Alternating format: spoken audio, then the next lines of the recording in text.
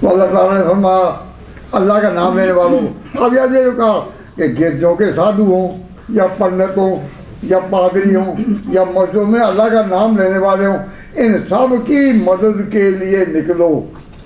تو ان سب کی مدد کے لیے نکلنے کا یہ معنی نہیں کہ تم ان کے دین کے پیچھے چلو، نہ. کم از کم جب جہاد کے لیے نکلو ان پر ہاتھ نہیں ڈالنا.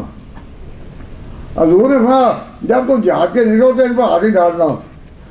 بچہ ملے اس پر ہاتھ نہیں ڈالنا، عورت ملے اس پر ہاتھ نہیں ڈالنا.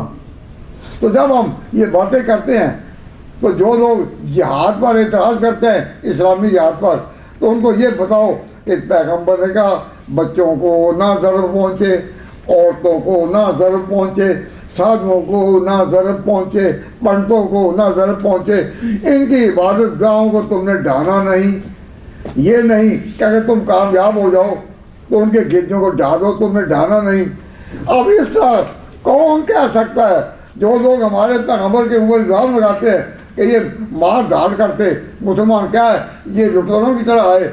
بتاؤ کہ انہوں نے تاریخ پوری میں ایک واقعہ ایسا نہیں کہ مسلمانوں نے اس طرح کیا ہو جن کے بارے میں اللہ نے قرآن میں اور پیغمبر نے اپنی زبان سے یہ بات کہی ہے کہ مسلمانوں کو کہا گیا. حضور نے کہا اے مسلمانوں، اے میرے صحابہ، جب تم جہاد کے لیے نکلو تو ان کافروں کا مقابلہ کرنا ہے جو تمہارے مقابلے ہوتے ہیں، لیکن جو جھونپڑیوں میں جو سادھو ہوں، جو درویش ہوں، جو گرجن، ان کو کچھ نہیں کہنا.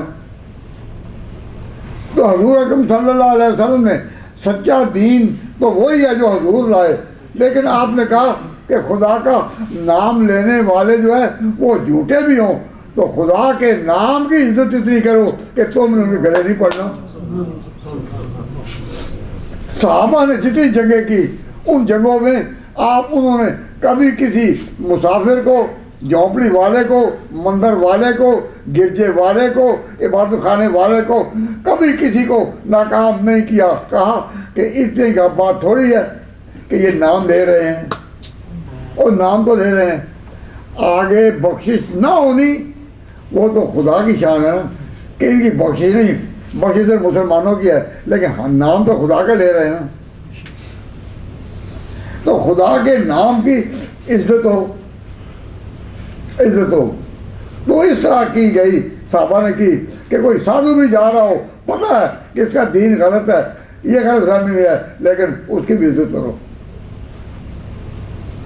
تو جب اس کی عزت ہے تو پھر جو سچے دین کے لوگ ہیں ان کی کتنی